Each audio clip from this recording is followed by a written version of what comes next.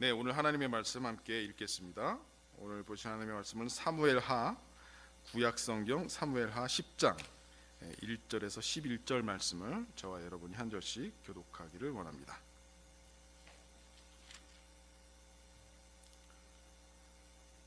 구약성경 사무엘하 10장 1절에서 11절 말씀입니다.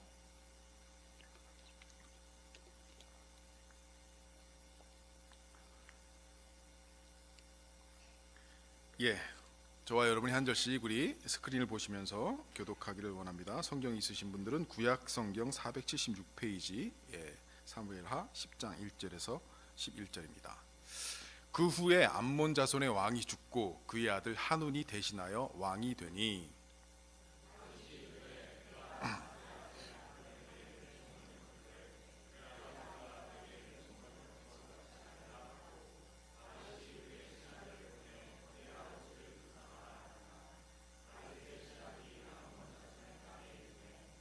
암몬 자손의 관리들이 그들의 주 한운에게 말하되 왕은 다윗의 조객을 당신에게 보낸 것이 왕의 아버지를 공경함인 줄로 여기시나이까?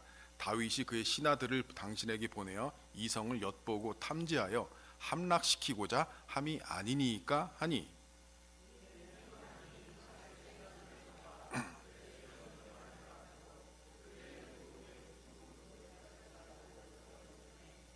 사람들이 이 일을 다윗에게 알리니라. 그 사람들이 크게 부끄러워하므로 왕이 그들을 맞으러 보내 이르기를 너희는 수염이 자라기까지 여리고에서 머물다가 돌아오라 하니라.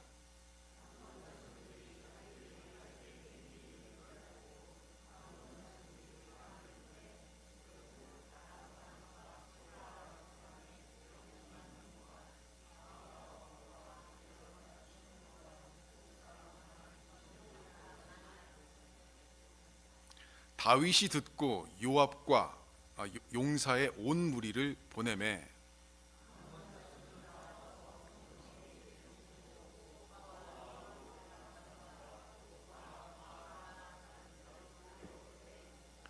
요압이 자기와 맞서 앞뒤에 친 적진을 보고 이스라엘의 선발한 자 중에서 또 엄선하여 아람 사람과 싸우려고 진치고,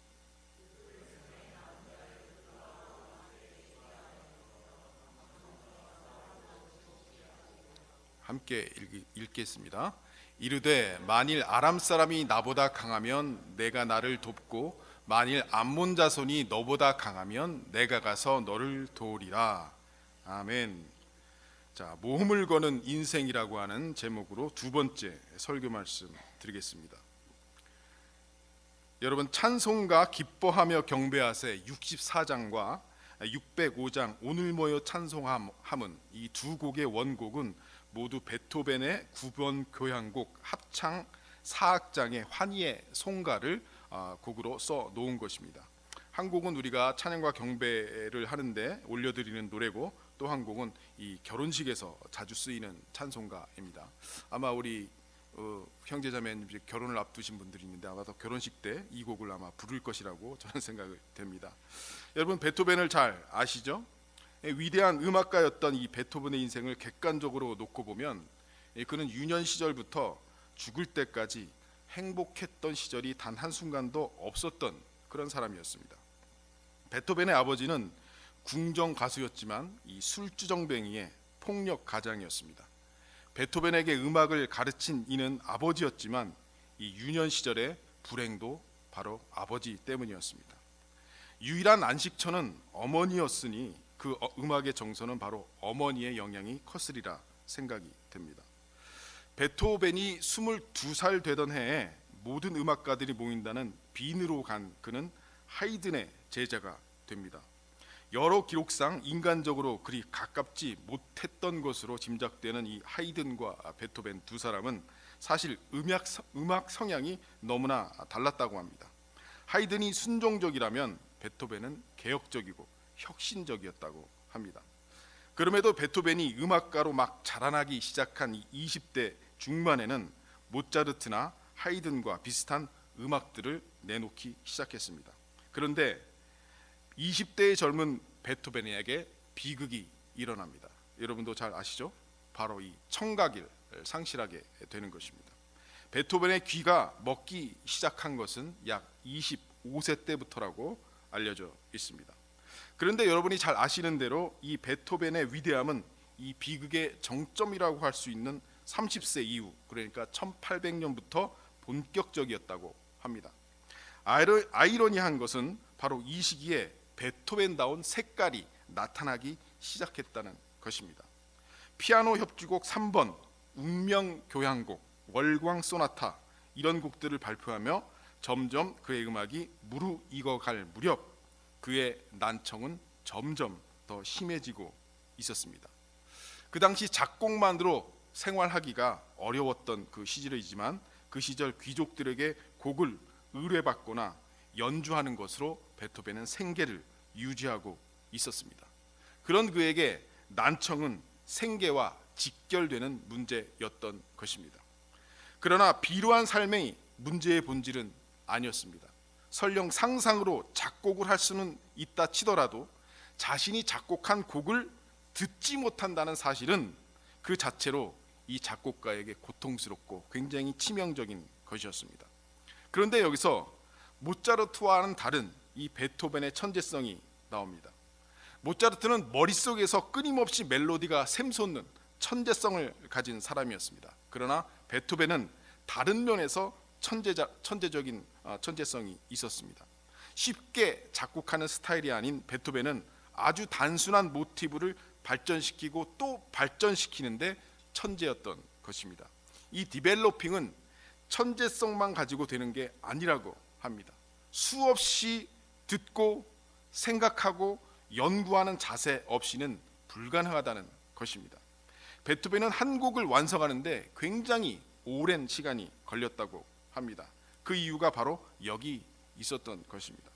그렇게 듣는 것 자체가 베토벤에게는 작곡의 한 과정이었습니다. 그런데 이 베토벤은 청각을 잃어버리고 듣지 못하게 되는 것입니다. 그 작곡가의 이 20대 중반의 그 새파란 이 젊음을 가진 이 베토벤이 듣지 못하게 되었을 때 그의 좌절감은 얼마나 컸을까요? 유명한 하일리 겐슈탄트의 유서라고 하는 것이 있습니다. 그런 면에서 이 지극히 인간적으로 다가옵니다.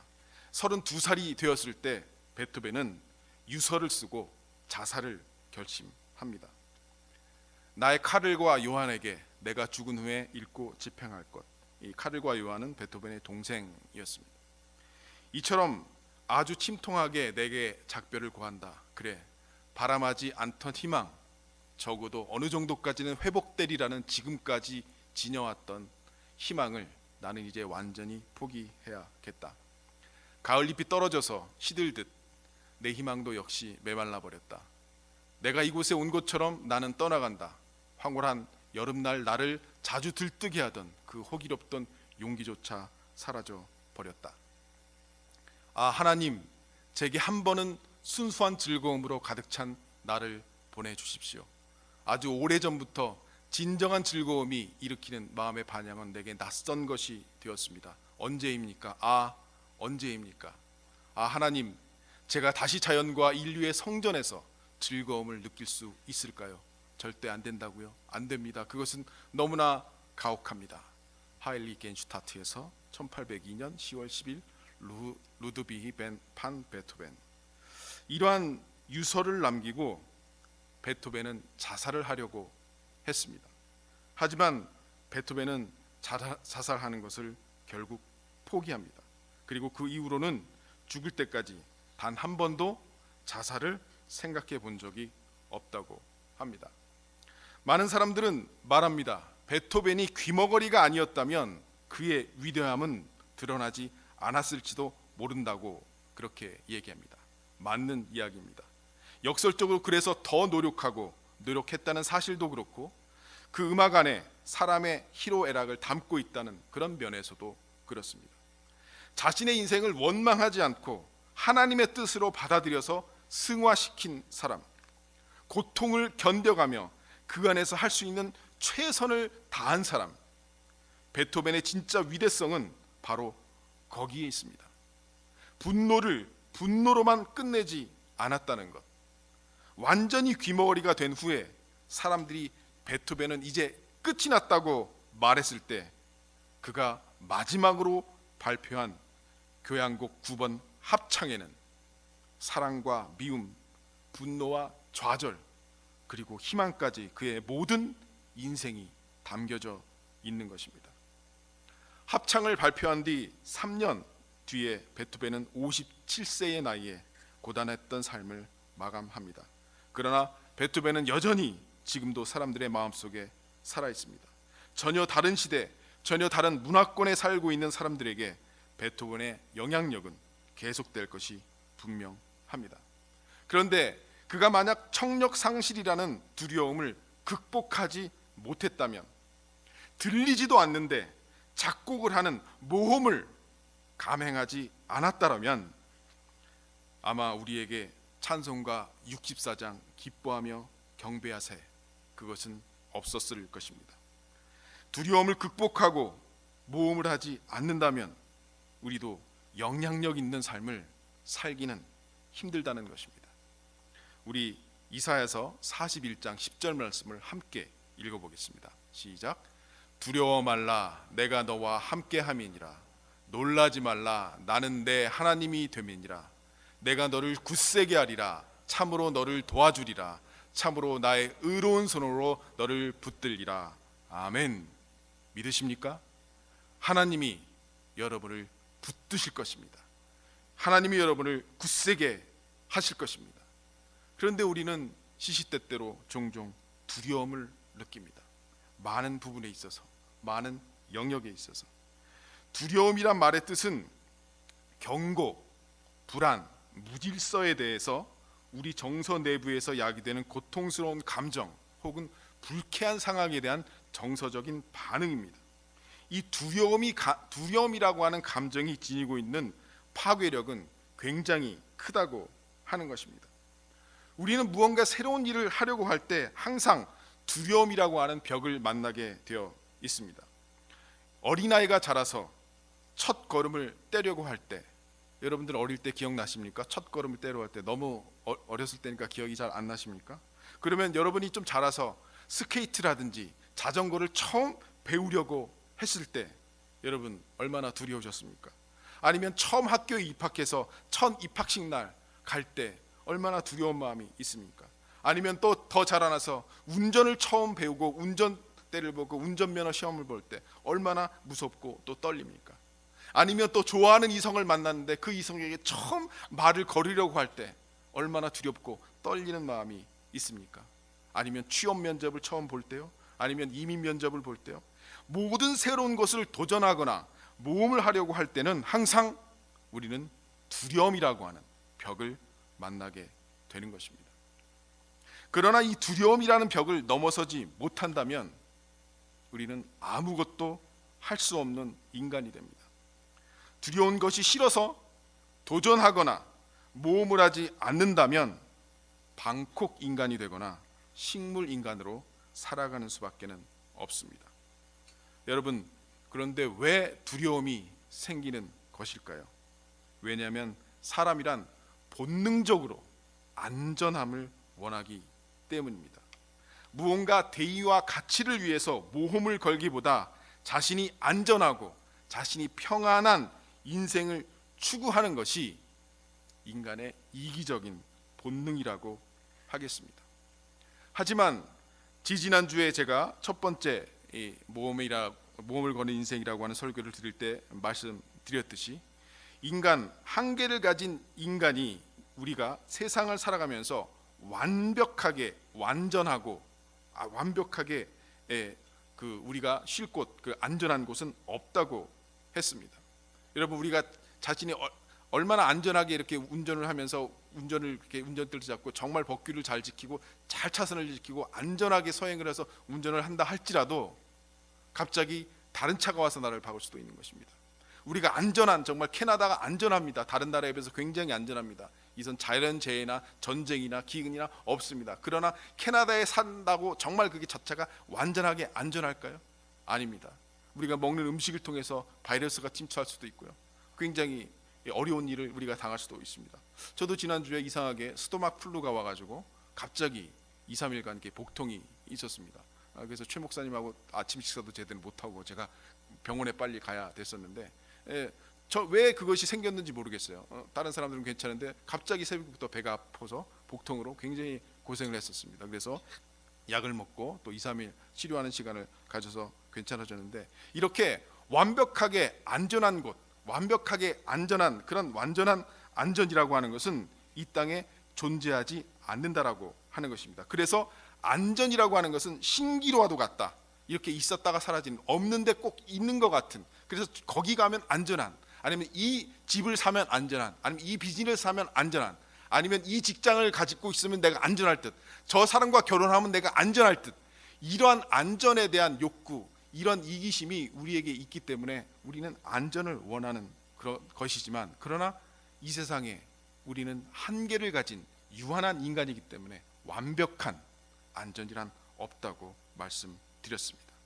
자, 그렇다면 어떻게 안전이라는 신화를 깨트리고 주님의 영광을 위해서 모험을 거는 인생을 살 수가 있을까요? 첫 번째, 우리 한번 읽어봅시다. 시작. 담대한 마음을 배워야 합니다. 자, 로마서 15장 4절 말씀인데요, 함께 읽겠습니다.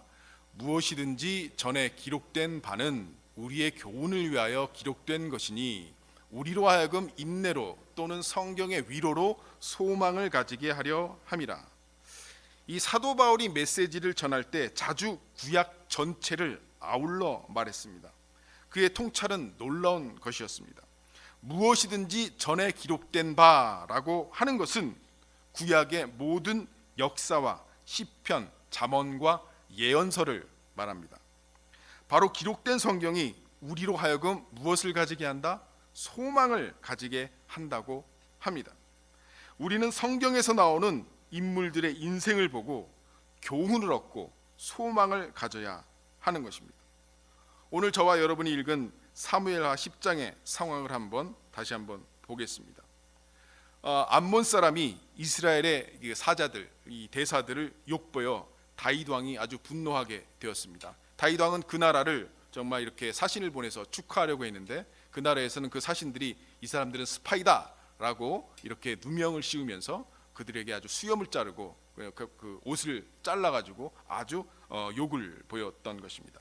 이에 다윗 왕이 분노하게 되었고, 그 사실을 안 암몬 사람들은 이 아람 사람들을 다른 나라의 용병을 고용해서 이스라엘과 싸우게 되는, 이런 전쟁을 하게 되는 상황 가운데 있었습니다.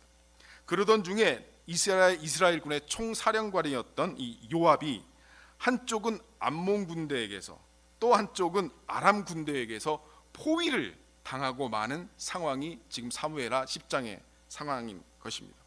이때 요압은 군대를 둘로 나눕니다. 그래서 한쪽은 동생 아비새에게 맡기고, 그리고 한쪽은 직접 지휘를 합니다. 그리고 요압과 동생 아비새가 서로 돕겠다고 맹세하는 11절이 나오는 것이죠. 11절 말씀에 보면, 자,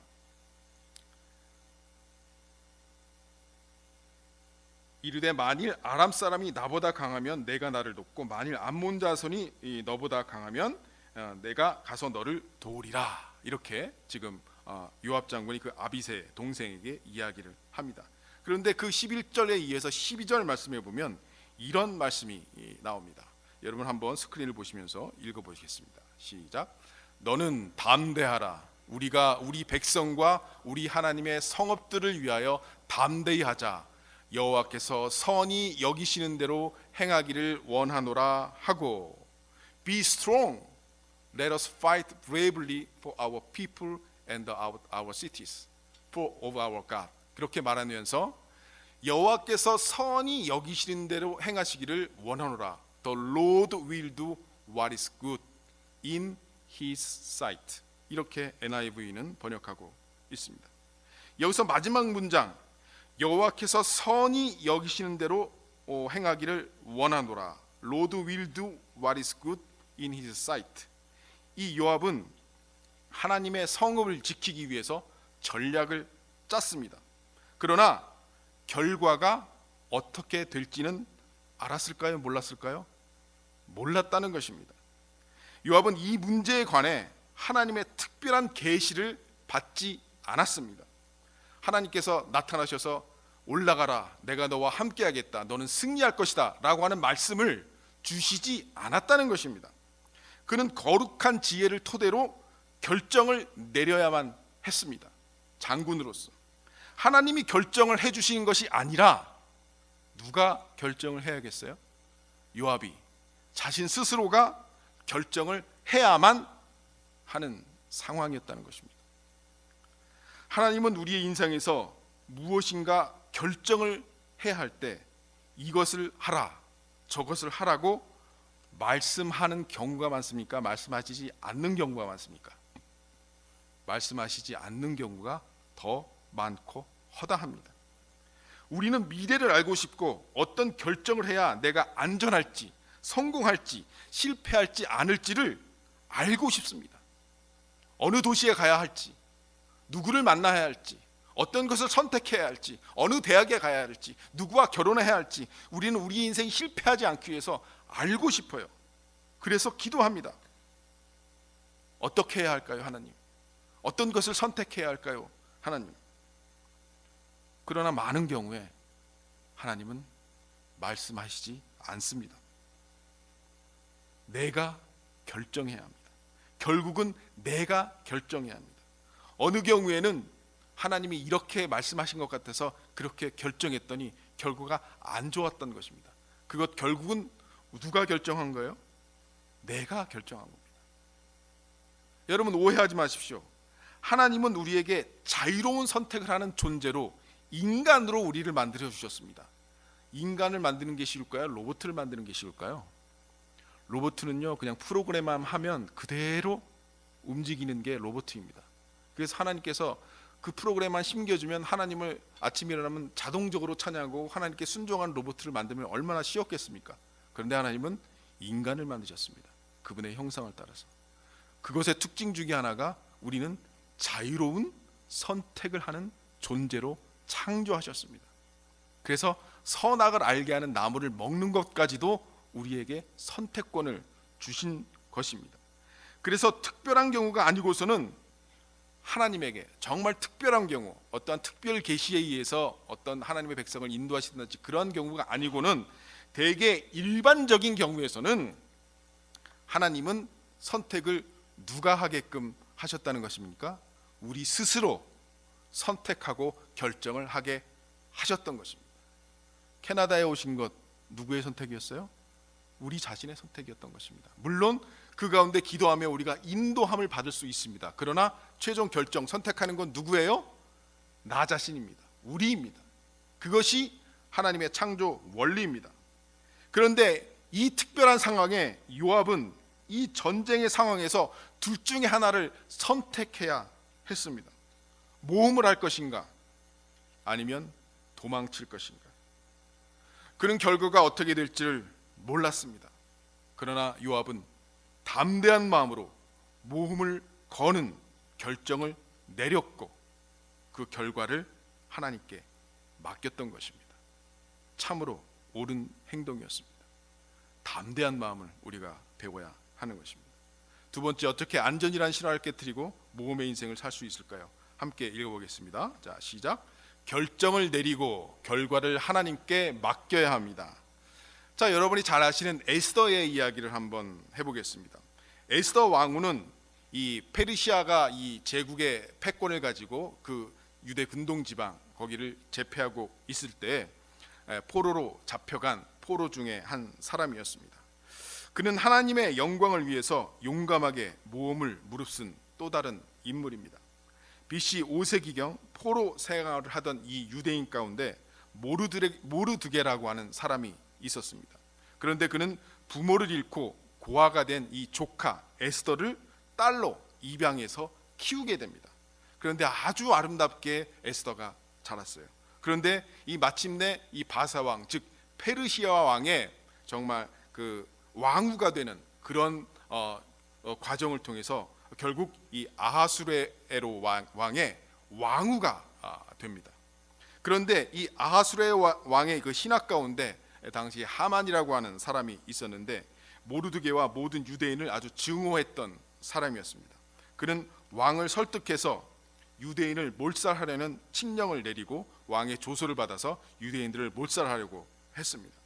유대인들이 왕을 숭배하지 않는 아주 불순한 세력이라고 모함을 했던 것입니다. 왕후가 유대인이라는 사실조차 몰랐던 것입니다. 모르드게는 이 에스더에게 사람을 보내어서 왕에게 나아가서 동족을 위해 간청하라고 전하게 됩니다.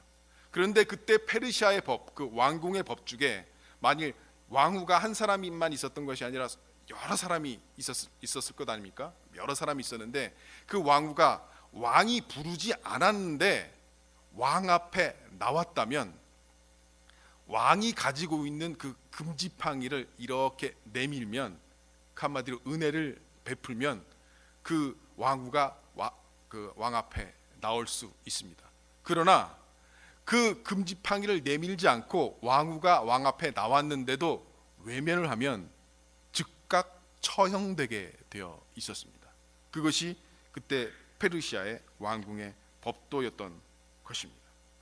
자, 왕이 금지팡이를 내밀지 않는다면 누구든지 죽었고, 이 에스더는 이러한 왕궁의 법을 너무나 잘 알고 있었습니다.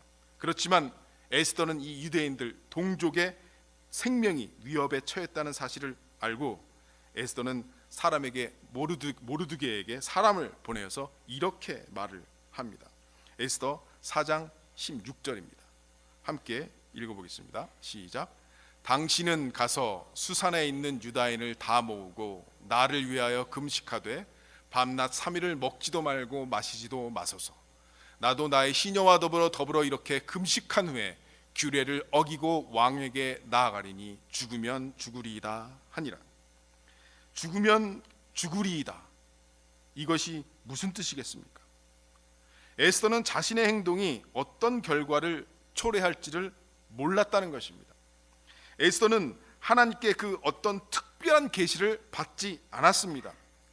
그녀는 지혜와 동포를 향한 사랑과 하나님에 대한 신뢰를 토대로 누가 결정을 내린 것입니까? 자신이 스스로 결정을 내린 것입니다. 에스더는 모험을 할 것인가 아니면 도망을 칠 것인가, 둘 중에 하나를 선택해야 했습니다. 에스더는 결과가 이렇게 나올지 알지 못했습니다. 어떻게 나올지 알지 못했습니다. 그래서 결정을 내리고 그 결과를 하나님께 맡겼습니다. 죽으면 죽으리이다. 그러나 이 에스더의 선택은 옳았습니다. 왕은 그 아름다운 에스더를 보고 금지팡이를 내밀었고 에스더의 활약으로 유대인과 모르드게를 향한 누명은 벗어지고 이 모든 것을 기획했던 간신 하만은 왕의 명령으로 처형이 되었습니다. 우리는 성경을 한 장 넘기면 해피엔딩을 볼 수 있지만 그 당시에 에스더는 어떤 결과가 나올지 모르는 그런 상태였다는 것이 중요하다는 것입니다. 그럴 때 우리는 이렇게 기도합니다. 하나님이 갑자기 펑 하고 나타나서 에스더야, 왕에게 나아가라.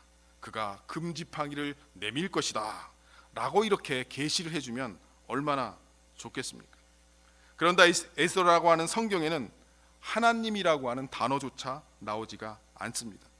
여러분, 다시 한번 말씀드리지만 우리가 모험을 해야 하는가 아니면 도망쳐야 하는가의 기로에 서 있을 때 많은 경우에 하나님은 특별한 계시를 주시지 않습니다. 우리는 결정해야 합니다. 하나님이 주신 지혜와 가치관으로, 그리고 하나님을 신뢰하는 마음으로 결정을 해야 합니다. 그리고 그 결과는 하나님께 맡기는 것입니다. 바로 에스더처럼 말입니다. 세 번째 함께 읽어보겠습니다. 네, 함께 시작. 그리 아니하시할지라도의 믿음의 결정을 해야 합니다. 예, 여러분, 이번에는 다니엘의 이야기를 한번 해보겠습니다. 이 다니엘서의 배경은 이 유대인들이 바벨론으로 포로로 이렇게 1차로 잡혀갔을 때 바벨론의 포로로 제일 먼저 다니엘이 잡혀가게 됩니다. 그 바벨론에서 포로 생활을 하던 중에 당시 왕이었던 이 느부갓네살 왕은 금신상을 세우고 나팔을 불면 모든 백성은 그 앞에 절하라고 모든 백성에게 명령을 합니다. 그러나 하나님을 믿었던 다니엘과 유대인들은 그 명령을 지킬 수 있습니까? 없습니까? 누구든지 어떤 신상에든지 절하라고 했습니까? 말라고 했습니까? 하나님께서 말라고 하셨거든요. 그래서 절할 수가 없었던 것입니다. 그 다니엘과 친구들은 절하지 않았습니다. 그들은 이스라엘의 참 하나님을 예배했습니다. 느부갓네살 왕은 만약 신상에게 절을 하지 않으면 뜨거운 풀무불에 던져버리겠다고 위협을 합니다. 그러나 이 다니엘과 그의 친구 세 사람은 이렇게 말을 합니다. 다니엘서를 한번 보시겠습니다. 3장 16절에서 18절인데요. 사드락과 메삭과 아벳느고가, 이것이 이제 바벨론식 다니엘과 친구들의 이름입니다. 왕에게 대답하여 이르되 느부갓네살이여, 우리가 이 일에 대하여 왕에게 대답할 필요가 없나이다. 왕이여, 우리가 섬기는 하나님이 계시다면 우리를 맹렬히 타는 풀무불 가운데서 능히 건져내시겠고 왕의 손에서도 건져내시리이다. 우리 18절 말씀 함께 읽어보겠습니다. 시작. 그렇게 하지 아니하실지라도 왕이여, 우리가 왕의 신들을 섬기지도 아니하고 왕이 세우신 금신상에게 절하지도 아니할 줄을 아옵소서. 이것은 완전히 모험입니다. 그들이 대답한 대답을 잘 살펴보십시오. 우리는 하나님이 우리를 구하시리라 믿습니다. 그러나 그렇게 하지 아니하실지라도 왕의 신들을 섬기지 않겠습니다. 다니엘과 친구들은 그 결과가 어떻게 될지를 알고 있었을까요? 아니요. 그 결과가 어떻게 될지를 몰랐습니다. 최악의 상황을 가정하고 결정을 했던 것입니다. 그렇게 하지 아니하실지라도. 물론 이 스토리는 여러분이 잘 아시는 대로 해피 엔딩입니다. 몇 절만 더 읽으면 우리는 이 사건의 결말을 알 수가 있습니다. 19절 말씀부터 한번 보시겠습니다. 느부갓네살이 분이 가득하여 사드락과 메삭과 아벳느고를 향하여 얼굴빛을 바꾸고 명령하이르되 그 풀무불들을 뜨겁게 하기를 평소보다 7배나 뜨겁게 하라 하고 군대 중 용사 몇 사람에게 명령하여 사드락과 메삭과 아벳느고를 결박하여 극렬히 타는 풀무불 가운데 던지라 하니라. 그러자 그 사람들을 겉옷과 속옷과 모자와 다른 옷을 입은 채 결박하여 맹렬히 타는 풀무불 가운데 던졌더라. 왕의 명령이 엄하고 풀무불이 힘이 뜨거움으로 불꽃이 사드락과 메삭과 아벳느고를 붙든 사람을 태워 죽였고, 이 세 사람 사드락과 메삭과 아벳느고는 결박된 채 맹렬히 타는 풀무불 가운데 떨어졌더라. 그때 느부갓네살 왕이 놀라 급히 일어나서 모사들에게 물어 이르되 우리가 결박하여 불 가운데 던진 자는 세 사람이 아니었더냐 하니 그들이 왕에게 대답하여 이르되 왕이 올소이다 하더라. 왕이 또 말하여 이르되 내가 보니 결박되지 아니한 네 사람이 불 가운데로 다니는데 상하지도 아니하였고 그 넷째 모양은 신들의 아들과 같도다 하고, 느부갓네살이 맹렬히 타는 풀무불 아기 가까이 가서 불러 이르되 지극히 높으신 하나님의 종 사드락 메삭 아벳느고야, 나와서 이리로 오라 하매 사드락과 메삭과 아벳느고가 불 가운데서 나온지라. 총독과 지사와 행정관과 왕의 모사들이 모여 이 사람들을 본즉 불이 능히 그들의 몸을 해하지 못하였고 머리털도 그을리지 아니하였고 겉옷빛도 변하지 아니하였고 불탄 냄새도 없었더라. 느부갓네살이 말하여 이르되 사드락과 메삭과 아벳느고의 하나님을 찬송할지로다. 그가 그의 천사를 보내사 자기를 의뢰하고 그들의 몸을 바쳐 왕의 명령을 거역하고 그 하나님 밖에는 다른 신을 섬기지 아니하며 그들에게 절하지 아니한 종들을 구원하셨도다. 그러므로 내가 이제 조서를 내리노니 각 백성과 각 나라와 각 언어를 말하는 자가 모두 사드락과 메삭과 아벳느고의 하나님을 경솔히 말하거든 그 몸을 쪼개고 그 집을 거름토로 삼을지니 이는 이같이 사람을 구원할 다른 신이 없음이니라 하더라. 왕이 드디어 사드락과 메삭과 아벳느고를 바벨론 지방에서 더욱 높이니라. 아멘. 여러분, 이것이 사실이었다고 믿으십니까? 여러분, 이 성경의 완전히 반전의 드라마이지 않습니까? 하나님은 믿음의 결정을 하고 모험을 한 사람들과 함께 하셨습니다. 뜨거운 용광로의 불 속에서도 지켜주시는 하나님이십니다. 그러나 여러분, 다니엘과 그 친구들이 한 말을 우리는 기억해야 합니다. 그렇게 하지 아니하실지라도, 그렇게 하지 아니하실지라도 왕들의 신들을 섬기지 아니하겠습니다. 여러분, 우리는 안전을 하기를 원합니다. 우리는 정말 우리 가족 나만 잘 살면 좋겠습니다 라고 하는 생각 가운데 있습니다. 그러나 하나님이 우리에게 원하시는 인생이란 어떤 인생일까요? 하나님의 영광과 주분의 나라와 정말 그분의 나라와 의를 먼저 구하는 인생, 주님께 영광 돌리는 인생, 그 인생을 살기 위해서는 정말 내 가족 나만 편안하게 사는 길을 선택하면 그 일이 가능할까요? 아닙니다. 여러분, 우리는 모험이 필요합니다. 도전이 필요합니다. 우리는 모험을 걸어야 합니다. 주님의 영광과 그분의 나라를 위해서 우리는 모험을 거는 인생을 살아야 하는 것입니다. 우리의 수많은 신앙의 선배가 그런 모험의 길을 걸었습니다. 베토벤은 청각 장애라고 하는, 청각 상실이라고 하는 두려움과 맞서 하나님께 영광을 돌리는 그러한 작곡을 했던 것처럼, 에스더가, 요압이, 그리고 이 다니엘이, 또한 수많은 성경의 인물들이 하나님 앞에 담대한 결정을 내리고 결과를 맡기고, 그리고 그리 아니하실지라도 하나님 앞에 나아갔던 것입니다. 여러분, 담대하십시오. 두려워하지 마십시오. 결과를 하나님께 맡기십시오. 목사님, 무서워요. 그래도 어떻게 제가 그렇게 할 수 있겠습니까? 여러분, 다시 한번 마지막으로 이사야서 41장 10절 말씀을 함께 읽겠습니다. 시작. 두려워 말라, 내가 너와 함께함이니라. 놀라지 말라, 나는 내 하나님이 됨이니라. 나는 내가 너를 굳세게 하리라. 참으로 너를 도와주리라. 참으로 나의 의로운 손으로 너를 붙들리라. 아멘. 이것이 바로 우리가 주의 나라와 주의 영광을 위해 담대하게 믿음으로 모험을 거는 인생을 살 수 있는 이유가 되는 것입니다.